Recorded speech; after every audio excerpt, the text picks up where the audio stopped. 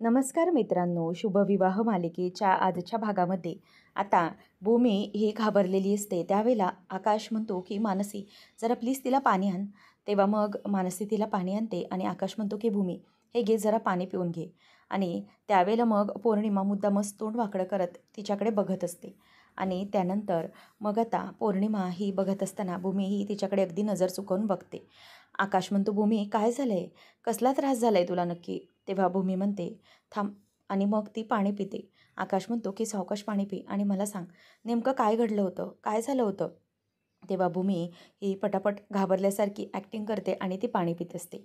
रागिनी म्हणते की हिचं काय चाललं आहे नेमकं, म्हणजे ही असं काहीतरी विचित्र वागते असं वाटतंय मला. आकाश म्हणतो भूमी सांग मला नक्की काय झालं होतं, हे अचानक किडनॅपिंगचं वगैरे काय प्रकरण होतं आणि कोण होते ते लोक. असं विचारल्यावर आता भूमी म्हणते की आकाश मला ना खरंच काही माहिती नाही आहे ते कोण होते ते, पण त्यांना पैसे हवे होते इतकंच. मी कशीबशी त्यांच्या तावडीतून सुटून इथून पळून आली आहे आणि त्यांची नजर चुकवून मी त्यांना चकवा देण्यात यशस्वी झाले आणि मी पुन्हा इथे आली आहे. त्यानंतर मग रागिनी मुद्दाम सगळं खोदून खोदून विचारत असते. ती विचारते की भूमी अगं नक्की काय झालं, तू म्हणजे कशी त्यांच्या तावडीत सापडलीस आणि ते लोक कोण होते, कसं पकडलं होतं तुला त्यांनी आणि कुठे ठेवलं होतं. त्यावेळेला मग आता भूमी म्हणते की मला माहीत नाही ते लोक कोण होते, त्यांच्या चेहऱ्यावर मास्क होता. आणि आकाश मला तिथून निसटायची संधी मिळाली कारण त्यांनी मला एका गोडाऊनमध्ये ठेवलं होतं. तो गोडाऊनचा रस्ताही मला माहीत नाही आणि नंतर त्यांनी मला एका जागेवरून दुसऱ्या गोडाऊनमध्ये शिफ्ट करण्याचं काहीतरी बोलत होते. आणि जेव्हा ते मला शिफ्ट करत होते त्याच वेळेला ते दुसऱ्या ठिकाणी गोडाऊनवर येऊन तुझ्याकडून पैसे घेणार होते आणि मग तुझ्या ताब्यात मला सोपवणार होते.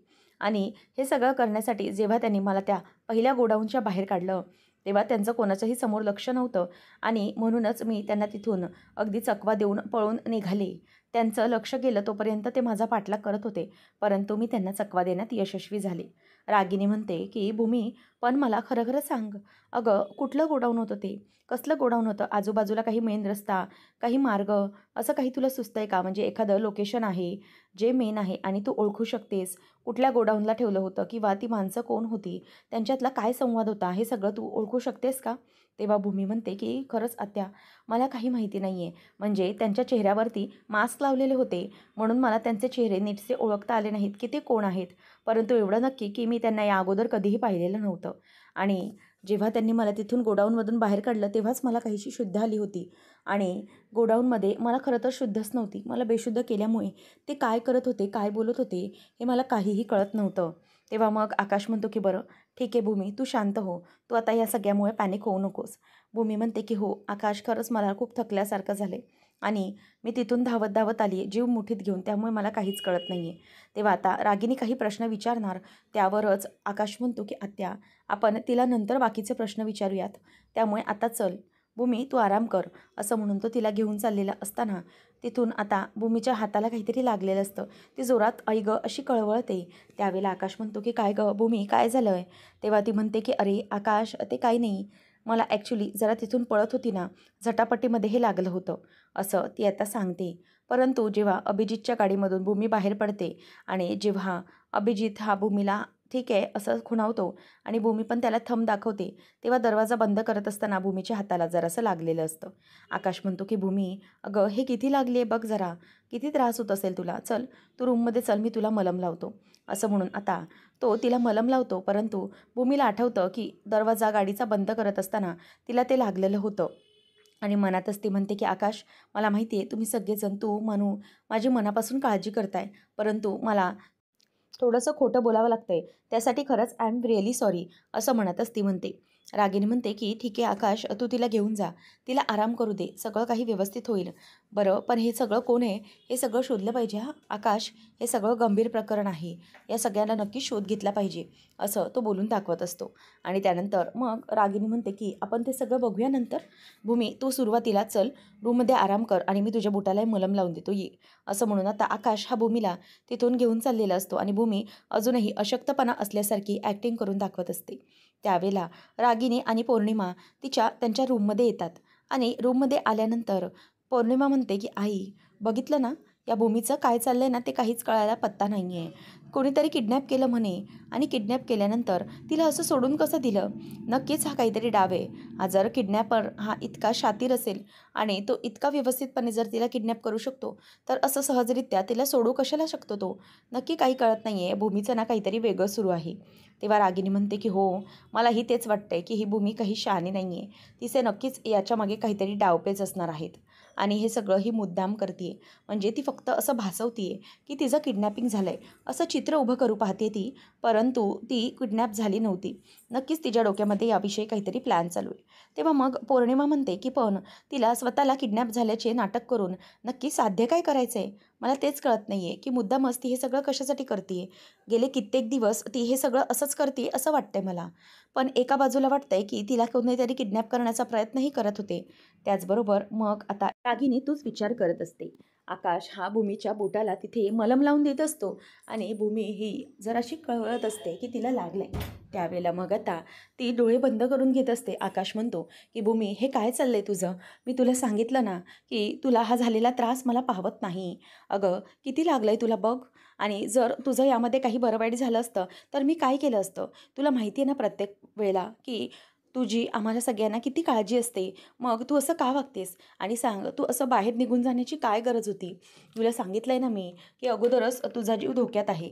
तर हे सगळं करून तुला बाहेर जाण्याची काय गरज होती? ते काही नाही. आता तू लक्षात ठेव, तू घरातून कुठेही बाहेर पडायचं नाही आहेस. आणि हो, इथे गपचूप पडून राहा. क्षितिजाची काळजी घेण्यासाठी आम्ही आहोत. तू आराम कर. तेवढ्यात मनू येते. मनू म्हणते की ताई जरा इकडे ये, अशी उभी राहा समोर. ती विचारते की काय गं काय झालं? तेव्हा मनू म्हणते की अशी उभी तर राहा. मला जरा तुझी दृष्ट काढू दे. तेव्हा मनूला ती विचारते की काय हे मध्येच तुझं? ती म्हणते की हो खरं आहे हे. तुला ना कोणाची तरी दृष्टच लागली आहे. म्हणूनच तुझी दृष्ट काढायला हवी. खरं तर आम्ही जशी दिवसातून 3 वेळा क्षितिजाची दृष्ट काढतो ना, त्याचबरोबर तुझीही दृष्ट काढली गेली पाहिजे. कारण आईलाही दृष्ट लागते असंच वाटतंय मला. आणि म्हणूनच मी आता ठरवलं आहे की क्षितिजासोबत तुझी पण दृष्ट काढायची. तेव्हा मग ती म्हणते की अशी समोर तू उभी राहा बघू. आणि ती समोर तिला उभी करते आणि तिची दृष्ट काढायला लागते. आकाश आता तिच्याकडे बघतच राहतो. आणि मग मनू ही म्हणते की ताई खरंच तुला कोणाची तरी ना दृष्टच लागते. थांब इथे उभी राहा, मी तुझी दृष्ट काढते. आता ती मीठ मोहरी घेऊन भूमीची दृष्ट काढायला लागते. आणि ती म्हणते की अगं मनू हे काय आहे? परंतु मनू तिचं ऐकत नसते. आणि मग तिची दृष्ट काढल्यानंतर आकाश तिकडे कपाटात काहीतरी शोधत असतो. आणि कपाट उघडल्यानंतर भूमीचं समोर लक्ष जातं की आकाश नेमकं काय करतोय.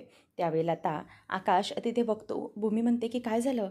काय शोधतोयस तू? काही हरवलंय का? त्यावेळेला आकाश तिला जरासं ओरडून स्वरातच म्हणतो की नाही, काहीही हरवलं नाही आहे माझं. असं आता बोलल्यावर भूमी गप्प होते आणि आकाश काहीतरी आणतो आणि कपाट बंद करून येतो.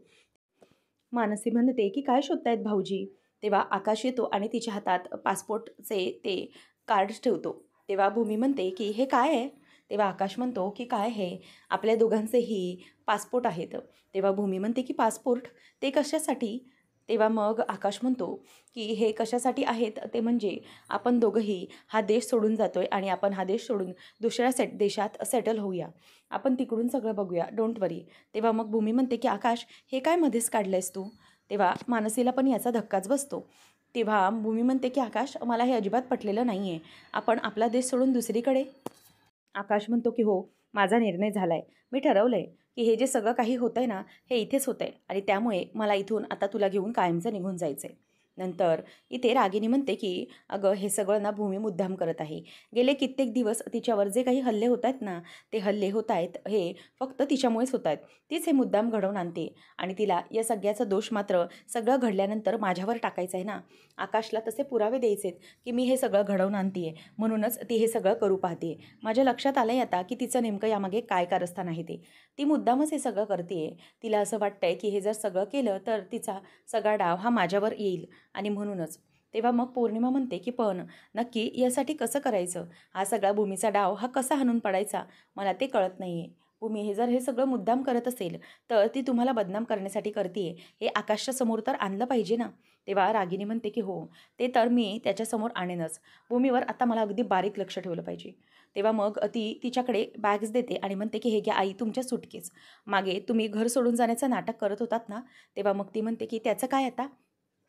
तेव्हा पौर्णिमा म्हणते की तुम्ही ना आता ते काम पुन्हा कराच. तुम्ही हे घर सोडून जा. काही दिवस का होईना हे घर सोडून जा तुम्ही. म्हणजे ना काय आहे, आकाशचा तुमच्यावर विश्वास बसेल. नाहीतर ती भूमी तशीही तुम्हाला घराबाहेर काढण्यासाठी टपलेलीच आहे. म्हणून तुम्ही इथून जा आणि इथली काळजी नका करू. मी इथे आहे ना सगळं सांभाळायला. मी करेन मॅनेज इथलं. तुम्ही जा.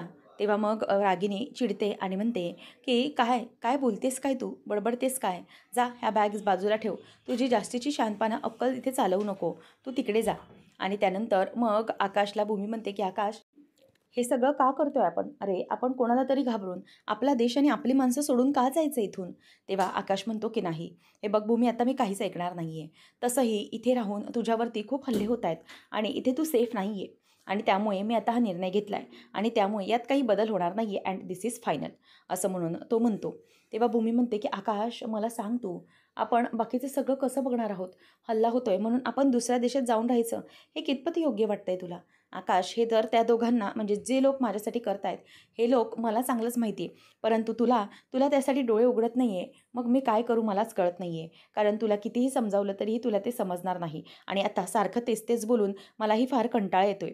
त्यामुळे जे काही ठरवायचं आहे ते आता मी ठरवलं आहे. आकाश, हा देश सोडून आपण कुठेही जाणार नाही आहोत. कारण जर आपण गेलो तर त्या लोकांना ते तितकंच फावणार आहे. तू विचार कर ना आकाश. आता त्याला ती तिथे बसायला सांगते आणि शांत होऊन म्हणते की आकाश, मला सांग, आपण हा देश सोडून निघून जाऊ.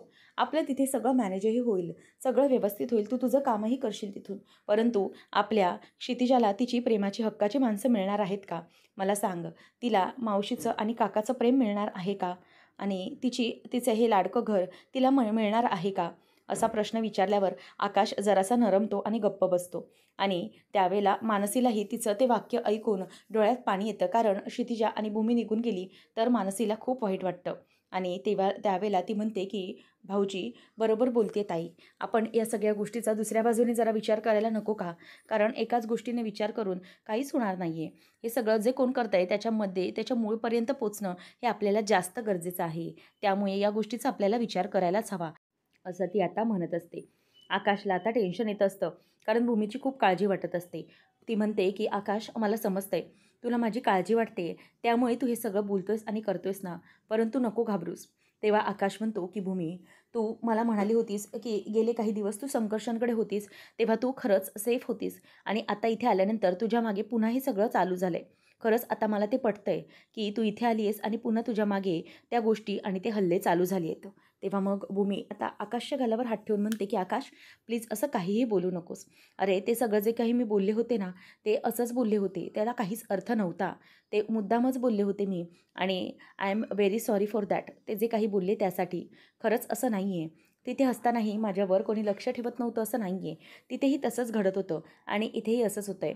याचा अर्थ असा नाही आहे की तुझ्यामुळे मला हा सगळा त्रास आणि संकटं होत आहेत. या घरात संकटं येत नाही आहेत माझ्यावर. तर नक्की हे सगळं कोण करण्याचा प्रयत्न करतं आहे याचा मला शोध घ्यायचा आहे. आणि मग असं म्हटल्याबरोबर आकाश गप्प बसलेला असतो. भूमी म्हणते की आकाश, तू जरा या गोष्टीचा वेगळ्या दिशेने विचार कर. क्षितिजाच्याबद्दल काहीही विचार करू नकोस तू आता. म्हणजे हे जे सगळं काही घडतंय ना, त्यासाठी तीही व्यवस्थित राहिली पाहिजे हे आपल्याला बघायचं आहे ना. त्यानंतर मग आता आकाश म्हणतो की भूमी, बस झालं आता, ही सगळी शोधाशोधाने हे सगळं थांबवूया आपण. काही झालं तरीही तुझ्या जीवावर बेतणं हे मला परवडणारं नाही आहे. त्यामुळे आता लक्षात घे आपण काय करायचं आहे. मी आता क्षितिजाचाही पासपोर्ट बनवायला टाकला आहे आणि त्या एजंटशी मी बोलणार आहे आणि लवकरात लवकर आपण इथून निघणार आहोत. आणि दिस इज फायनल भूमी. त्यामुळे आता त्याबद्दल तू काहीच बोलू नकोस, असं आता आकाश हा तिला बोलतो आणि तिथून चिडूनच निघून जातो. तर इथे आता भूमी टेन्शनमध्ये आलेली असते की आकाशचं मन आता कसं वळवायचं. नंतर रागिनी म्हणते की करू दे, तिला ज्या काही कुरघोड्या करायच्यात ना पौर्णिमा, त्या करू देत. कारण कसं आहे ना कधीतरी ती हे सगळं करताना नक्कीच पकडली जाईल. हे सगळं मुद्दाम करते हे लक्षात येईल. त्यावेळेला मात्र मी तिला सोडणार नाही. आणि मग नंतर पौर्णिमाला ती सांगते की हे बघ, आता एक गोष्ट लक्षात ठेव. तू आता, मी बघते काय करायचं बाकीचं, तू फक्त त्या भूमीवर बारीक लक्ष ठेव. ती काय करते, कुठे जाते, तिचे कोणते डावपेच आहे त्याच्याकडे लक्ष ठेव.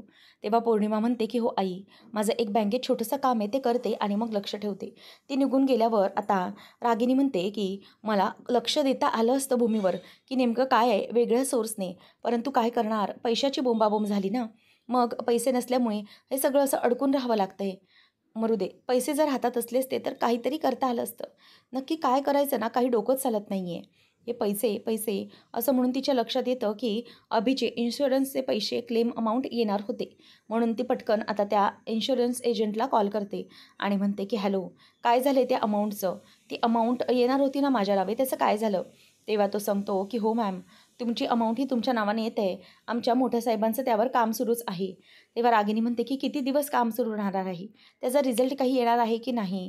ती क्लेम अमाउंट लवकरात लवकर माझ्या नावावर आली पाहिजे. लक्षात आलं? तो चेकही माझ्याकडे आला पाहिजे. आणि हवं तर तुमच्या त्या मोठ्या साहेबांना सांगा, की त्यातली 10% रक्कम ही त्यांना देते म्हणून." तेव्हा मग तो लगेच म्हणतो, की "मॅम, तुम्ही मलाही थोडी रक्कम देणार होतात, लक्षात आहे ना?" ती म्हणते, की "हो रे बाबा, आहे लक्षात, देणार तुला पण. पहिले काम कर लवकर." असं ती त्याला बोलून फोन कट करून टाकते आणि नंतर म्हणते, की "झालं." म्हणजे अजूनही पैसे हातात आलेले नाही आहेत, तर सगळेजणं तोंड उघडं करून आ वासून पैसे मागण्यासाठी भिकाऱ्यासारखे तयार राहिलेले आहेत. खरंच काय करायचं ना मला काहीच कळत नाही. परंतु त्या भूमीचा काटा काढण्यासाठी या सगळ्या गोष्टी करणं हे मला गरजेचं आहे. भूमी ही स्टडी रूममध्ये आलेली असते आणि इकडे-तिकडे अभिजितचे फोटो मिळत आहेत का ते शोधत असते. तर आता स्टडी रूममध्ये ती प्रत्येक गोष्ट शोधायला लागते. तिला भेटत नसतं. म्हणून मग आता ती एक ड्रॉवर उघडते आणि त्या ड्रॉवरमध्ये अल्बम असतो आणि अभिजितचे काही फोटोज असतात. ते फोटोज ती काढून घेते आणि ते फोटो स्वतःकडे ठेवत असते आणि ते अल्बम पुन्हा ठेवत असताना तिच्या हाताला काहीतरी एक पेनड्राईव्ह लागतं आणि ती तो पेनड्राईव्ह आता प्ले करण्यासाठी म्हणून लॅपटॉप ओपन करायला जाते. तेवढ्यातच आता तिथे मनू येते आणि म्हणते, की "ताई, काय करतेस तू इथे?"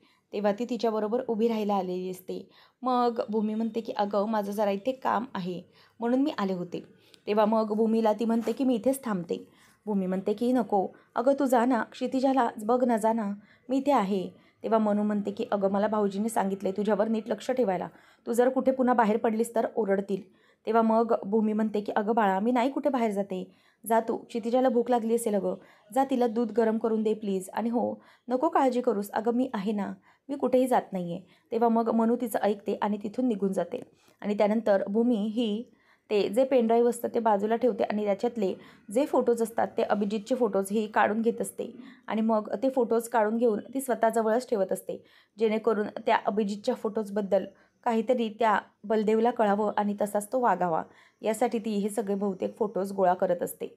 आणि मग कोणी येत नाही आहे ना याची खात्री पुन्हा करते आणि मग तो पेनड्राईव्ह आहे तो लॅपटॉपला जॉईन करते. नंतर रागिनीची पण इथे शोधाशोध सुरू असते.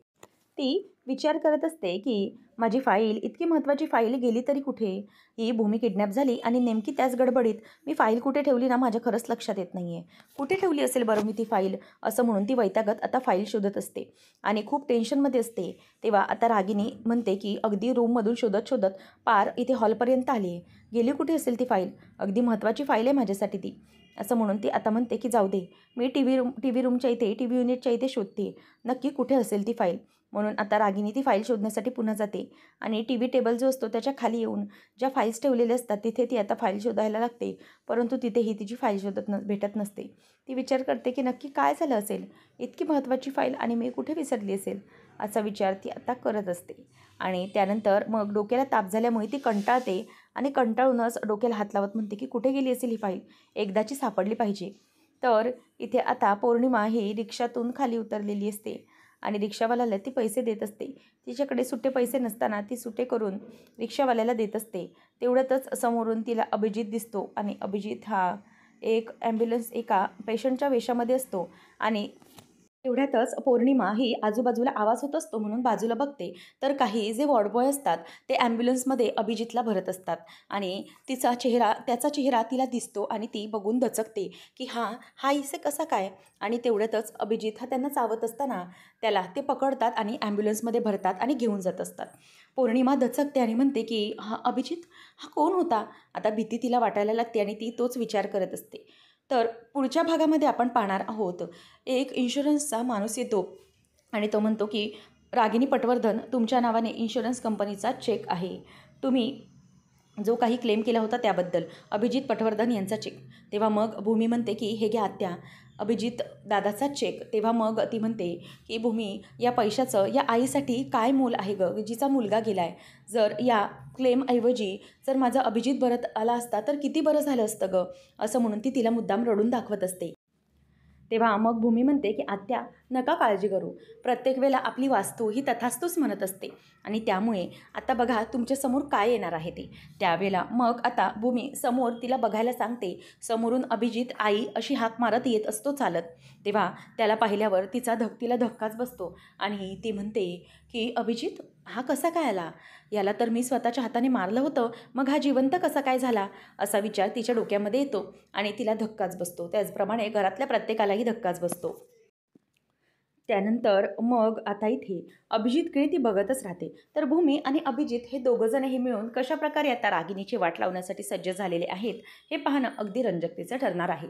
अशाच मालिकांचे नवनवीन अपडेट्स जाणून घेण्यासाठी आजच आपल्या चॅनेलला सबस्क्राईब नक्कीच करा. धन्यवाद.